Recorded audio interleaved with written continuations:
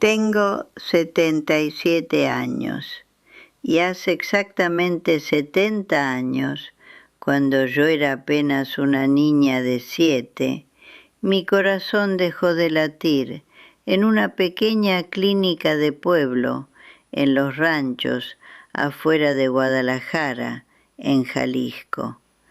La enfermera salió al corredor a hablarle a mi mamá en voz baja. Mi mamá estaba ahí parada, con su rebozo negro apretado contra el pecho y su rosario en las manos, rezando en silencio, con los labios moviéndose sin parar, como si pudiera detener lo que estaba pasando, con pura voluntad y pura fe. Ella creía que me estaba perdiendo. El médico creyó lo mismo. Por casi 11 minutos, según lo que me contaron después, yo no estaba. Pero no es verdad que no estaba. Estaba en otro lugar por completo. Y lo que encontré ahí, lo que Él me mostró, lo que Jesucristo puso dentro de esta niña febril y envió de regreso al mundo para cargar durante 70 años, es la verdad más urgente y más tierna que jamás me haya tocado sostener. Sé lo que pesa el miedo a morir. Yo lo conozco desde adentro. Pero quiero decirles esto primero, antes de contarles nada más. Aquello que más nos asusta perder es precisamente lo que no se puede quitar. Voy a contarles lo que vi. Voy a contarles lo que Él me dijo. No porque sea una persona especial. Era una niña de rancho, con los pies llenos de tierra colorada y una muñeca de trapo que se llamaba Lupita. Pero Él eligió mostrarme algo, y lo he guardado durante 7 décadas, y creo, con todo lo que me queda, que Él me mandó de regreso para que un día yo pudiera contárselos a ustedes. Si alguna vez han sentido que Dios no sabe su nombre, que no ve el peso de sus días, quédense conmigo. Si esto mueve algo en su corazón, déjenme un comentario abajo. Los leo a todos. Que este sea el lugar donde sostengamos estas cosas juntos. Crecí en un ranchito pequeño, a unos 15 kilómetros al norte de Zapopan, en las faldas donde termina la ciudad y comienza el campo de verdad. Mi papá sembraba maíz y frijol y tenía sus milpas que le rendían bien en los años buenos y que lo hacían sufrir en los años secos. Mi mamá criaba guajolotes y tenía su huerta de quelites y epazote detrás de la casa, y en agosto hacía mermelada de guayaba que olía desde la entrada del rancho. No éramos gente de dinero. Había temporadas en que lo que alcanzaba no era mucho, pero éramos gente de fe, y eso, en nuestro rancho, no era cosa menor. El domingo era tan fijo como que saliera el sol. Mi mamá nos despertaba temprano, nos peinaba con agua de rosas y listones, y caminábamos al templo del pueblo, sin importar si había llovido en la noche o si el camino estaba lodoso. La fe no era algo abstracto en nuestra casa, era el mantel sobre la mesa, era el Padre Nuestro que se decía antes de comer, era la imagen del Sagrado Corazón de Jesús que colgaba en la pared principal de la sala, con una veladora de vidrio rojo que mi mamá nunca dejaba que se apagara. Era también la pequeña medalla de la Virgen de Zapopan que mi abuela me había puesto al cuello el día de mi bautismo y que mi mamá tomó entre sus manos el verano que yo cumplí 7 años y me puse gravemente enferma. Ese verano fue despiadado. La fiebre tifoidea había llegado a la región ese año y yo fui de las primeras en caer. Me acuerdo de estar acostada en el petate que pusieron en la sala porque hacía más fresco, empapada de sudor, con mi mamá pasándome trapos mojados por la frente y rezando en voz muy baja. El médico del pueblo vino 2 veces. Tifoidea, dijo, y algo más que le preocupaba y que le habló a mi papá en la entrada de la casa bajito, de manera que yo no escuchara bien. Pero uno sabe, los niños siempre saben cuando las cosas están peor de lo que los adultos dicen. La manera en que se mueven alrededor de uno cuando algo anda muy mal. Las voces se vuelven más suaves, los ojos cargan algo que tratan de no mostrar.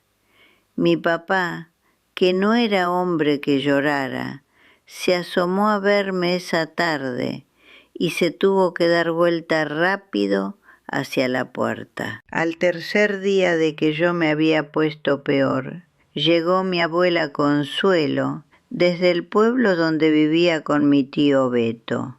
Escuché sus pasos en el corredor y su voz preguntando en la entrada, y supe que las cosas estaban más serias de lo que me habían dicho. Entró al cuarto oliendo a copal y a jabón de lavanda, con su delantal floreado y su trenza larga peinada hacia atrás. Se sentó en la orilla del petate, con la espalda recta como siempre lo hacía, pequeña y firme como una piedra de río. Me miró un momento largo sin decir nada. Mi abuela era mujer de pocas palabras, pero cada una de las que decía pesaba. Sacó la medalla de Zapopan de su delantal y me la puso en la palma de la mano abierta. Dobló mis dedos sobre ella. El metal estaba tibio del calor de su cuerpo.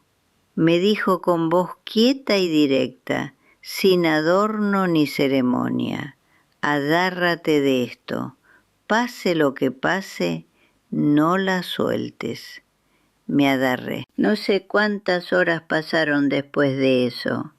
La luz que entraba por el hueco de la ventana se fue poniendo anaranjada y luego gris y luego desapareció.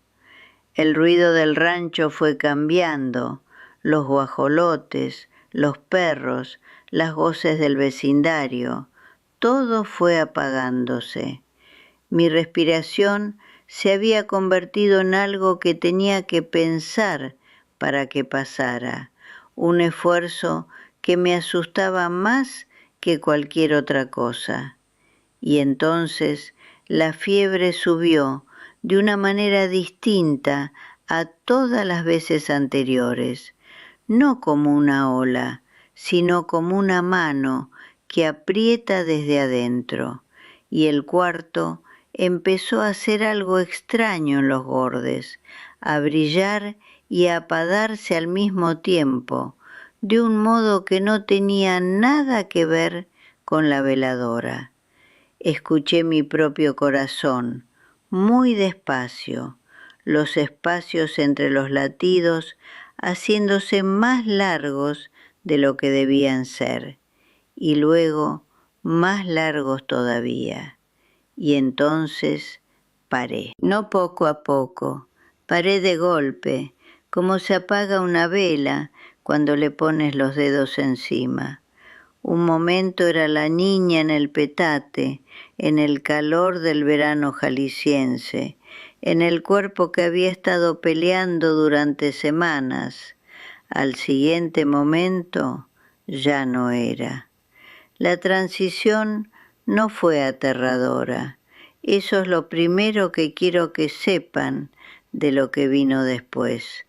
No hubo oscuridad, no hubo caída, no hubo pánico. Simplemente una realidad terminó y comenzó otra. Y la nueva era tan más grande y completa que la anterior que no había lugar en ella para el miedo. Lo primero que noté fue la ausencia del dolor. Y quiero que entiendan que no estoy describiendo el alivio que sientes cuando una medicina empieza a hacer efecto. Estoy describiendo algo más absoluto que eso. El peso del cuerpo, el trabajo de los pulmones, el calor abrasador de la fiebre, todo se levantó en un solo instante, como si jamás hubiera estado ahí. Lo que quedó no era vacío, lo que quedó era algo que solo puedo describir como yo misma, la parte que siempre había estado debajo de todo el esfuerzo de estar viva, ahora libre de ese esfuerzo.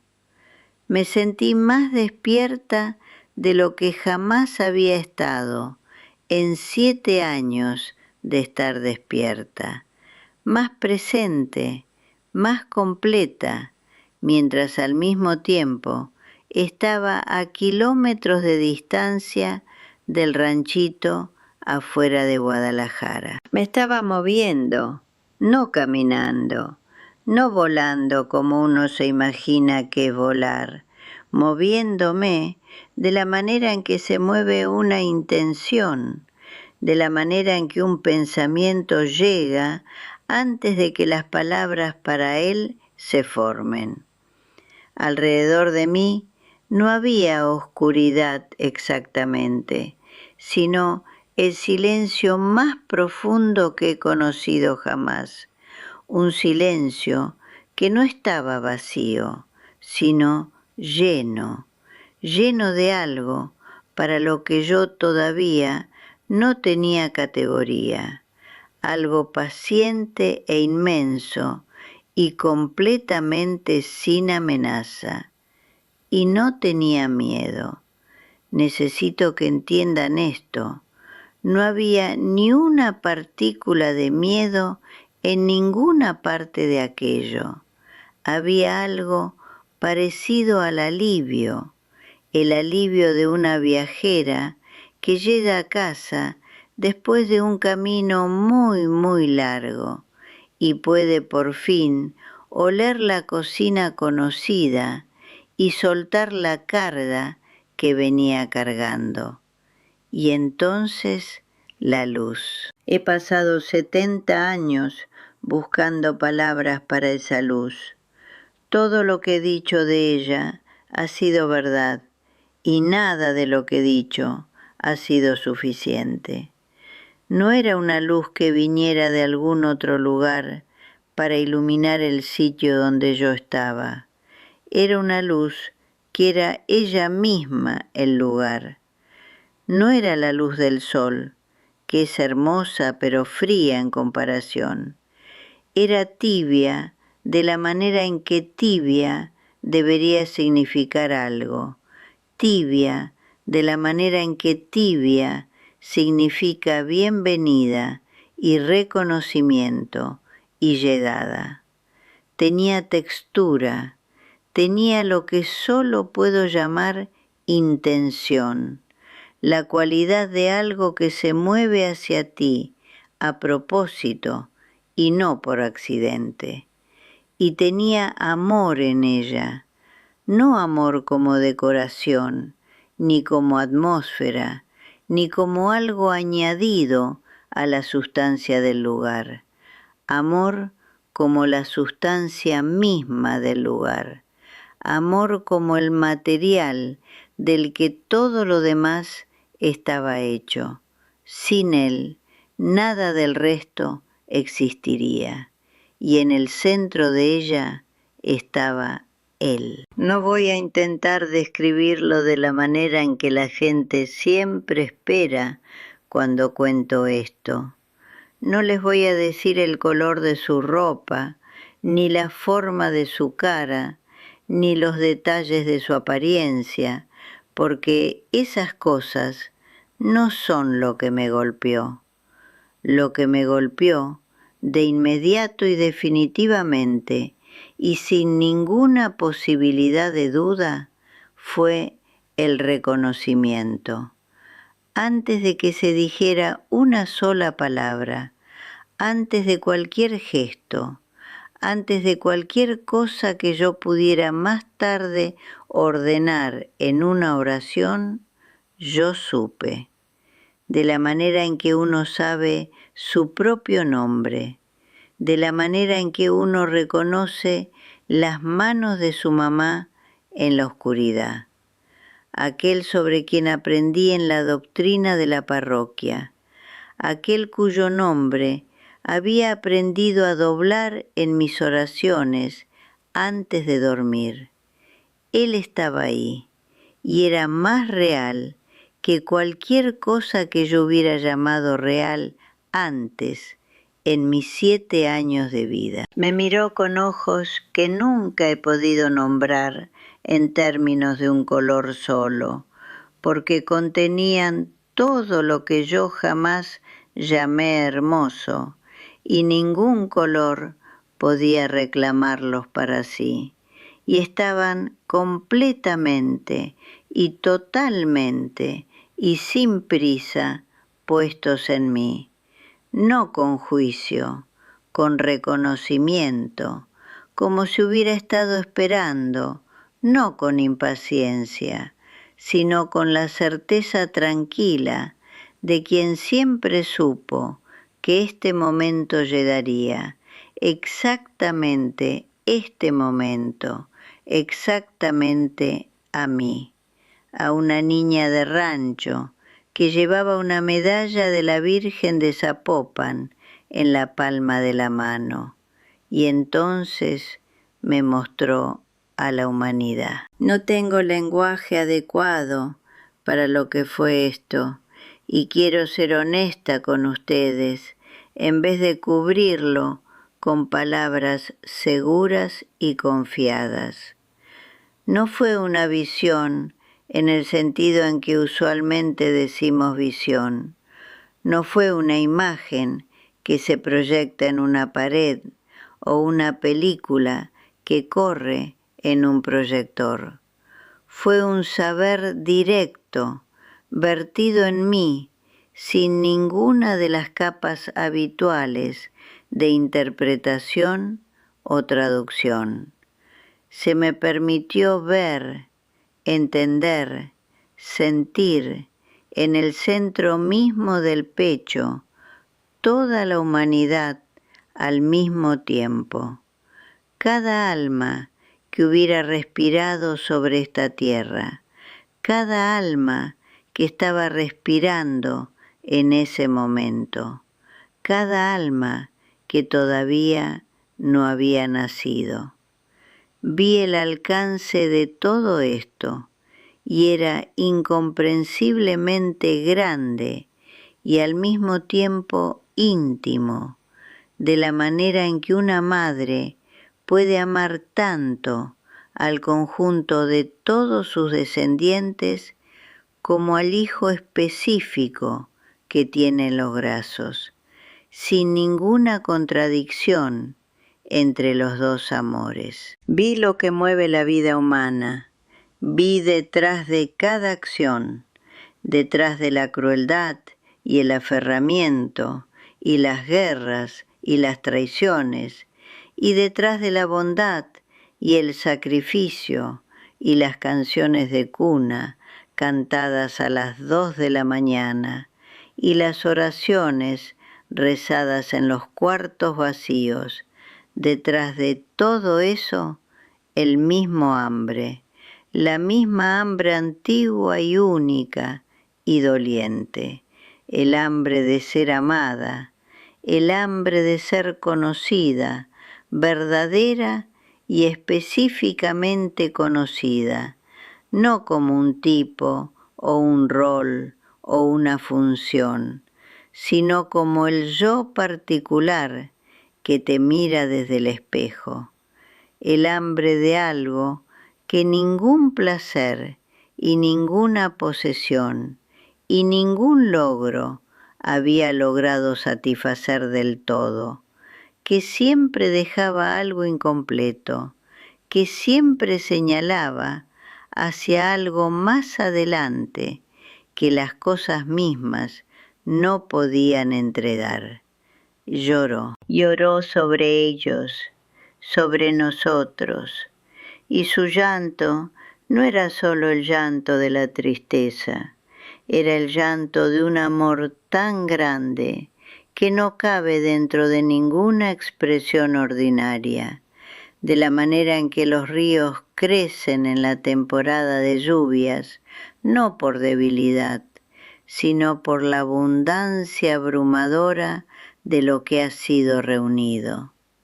Lloró porque conocía cada nombre, porque veía cada alcanzar, cada momento de alguien extendiéndose hacia algo más, porque cada acto de amor que había ocurrido sobre esta tierra, por imperfecto que fuera, mezclado con motivos egoístas y confusión humana, realizado por alguien que jamás había pronunciado su nombre, ni entrado a una iglesia, ni abierto una Biblia, lo veía a cada uno de esos actos como un alcanzar hacia él mismo, como un eco de la imagen que había puesto dentro del alma al comienzo mismo de esa alma, un eco que había estado llamando hacia su fuente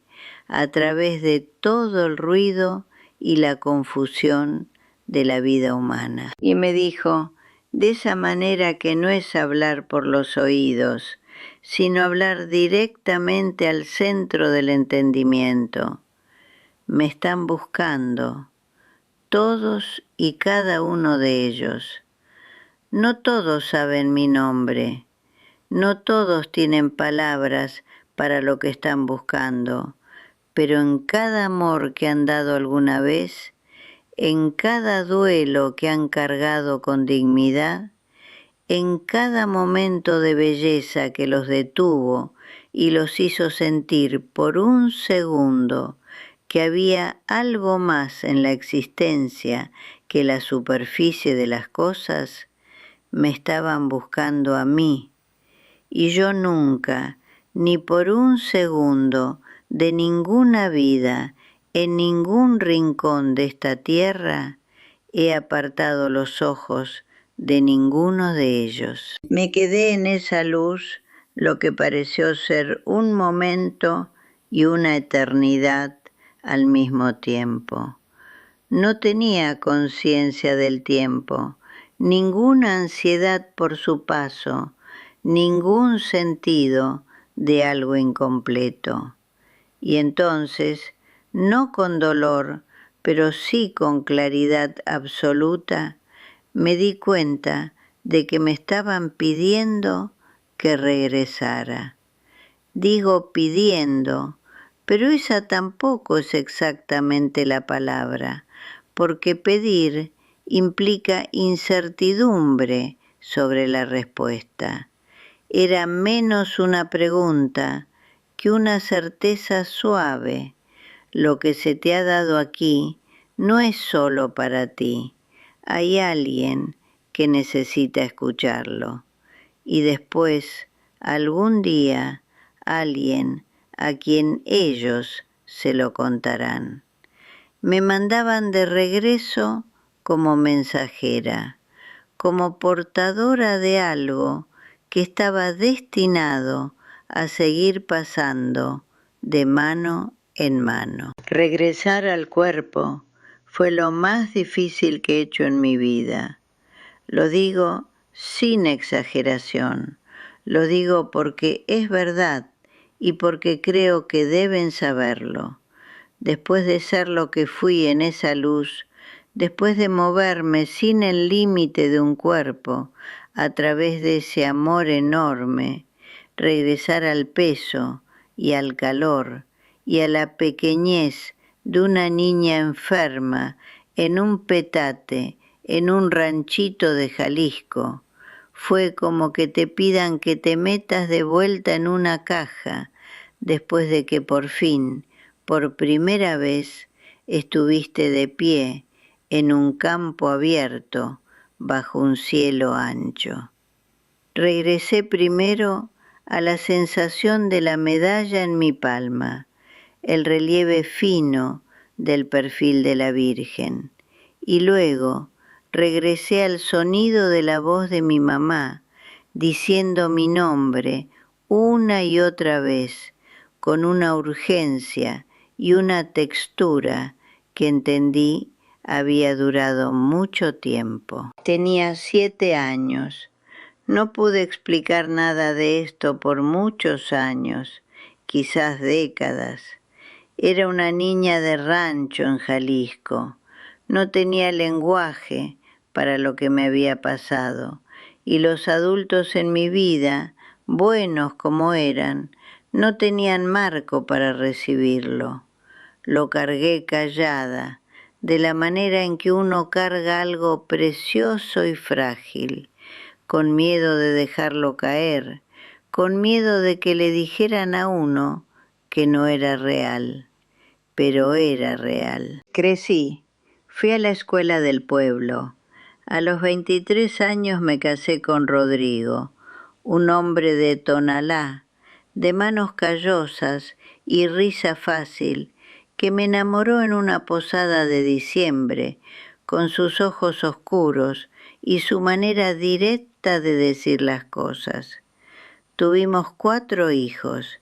Vivimos los cambios que este país fue teniendo en todos esos años, el crecimiento de Guadalajara, las crisis económicas, los temblores, los tiempos difíciles y los tiempos de alegría. Rodrigo se fue hace 8 años. Sé dónde está. Estoy tan segura de eso como de cualquier otra cosa en esta vida. Crié a mis hijos con el mismo amor con que me criaron a mí. Tengo 8 nietos y 3 bisnietos que todavía son tan chicos que se quedan dormidos en mi regazo. Recé más rosarios de los que podría contar, parada en la cocina, mirando hacia el campo, pidiendo por mis hijos, por los vecinos, por los que salen en las noticias, por los que nadie nombra. Lo que él me mostró es esto. Es sencillo y es suficiente. Cada persona en esta tierra es conocida, no en general, no como parte de una categoría, no como miembro de una multitud o como número en una estadística. Específicamente, individualmente, tiernamente. El hambre que llevas dentro, el hambre que te empuja a buscar amor y pertenencia y sentido, esa hambre fue puesta ahí por él antes de que nacieras, y cada vez que has buscado algo hermoso, algo verdadero, algo amoroso, has estado, sin saberlo, alcanzando al que te hizo para querer eso desde el principio. Él no está lejos, nunca ha estado lejos.